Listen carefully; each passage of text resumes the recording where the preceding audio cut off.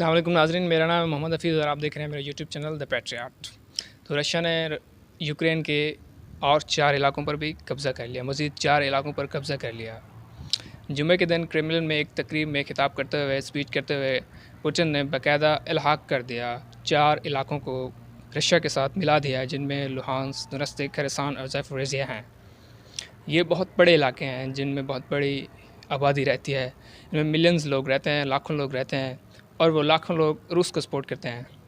इस तरह रूस ने वहाँ पर एक रेफ़रेंडम कराया और रेफ़रेंडम में रूस की जीत हुई। तो व्लादिमीर पुतिन जो कि रशिया के प्रेसिडेंट हैं, उन्होंने बाकायदा ऐलान किया कि ये 4 इलाके अब रशिया के होंगे।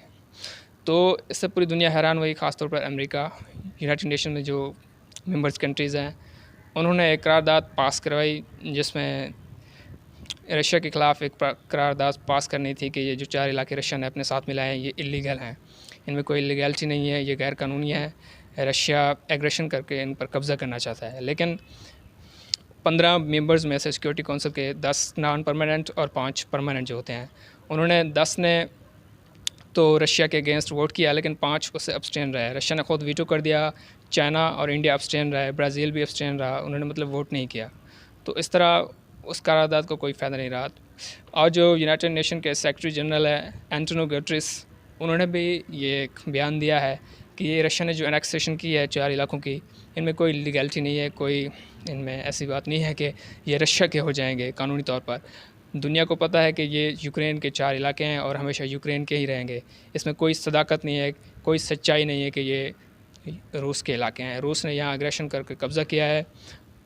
आपको बताएं कि 22 फरवरी से शुरू होने वाली यूक्रेन और रूस की जंग अब भी जारी है, जिसमें हज़ारों लोग अब तक जाँ बाग हो चुके हैं, मर चुके हैं और बिलियंस ऑफ डॉलर का नुकसान हो चुका है। मिलिट्री डिफेंस इक्विपमेंट का सारा नुकसान हो चुका है और यूक्रेन का सारा जो एक इंफ्रास्ट्रक्चर है वो सारा वो तबाह हो चुका है।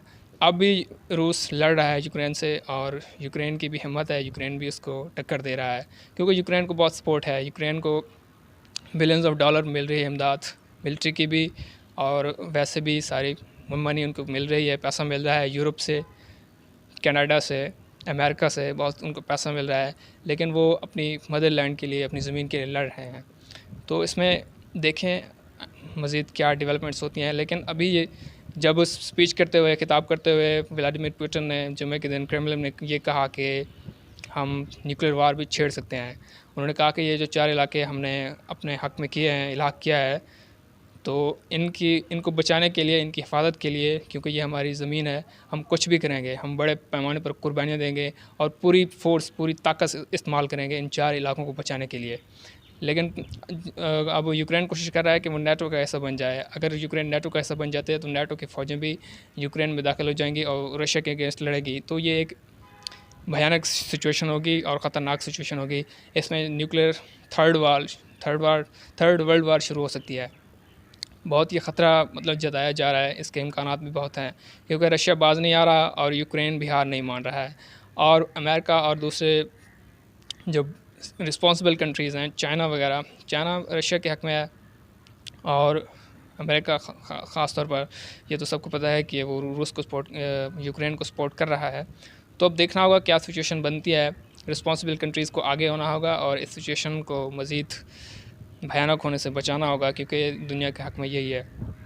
दुनिया एक और जंग बर्दाश्त नहीं कर सकती है, इसलिए अमन इस दुनिया की ज़रूरत है और अमन को, पीस को बढ़ावा देना चाहिए, ताकि दुनिया में स्टेबिलिटी पैदा हो, इस्तेहकाम पैदा हो और मज़ीद खून खराबा ना हो।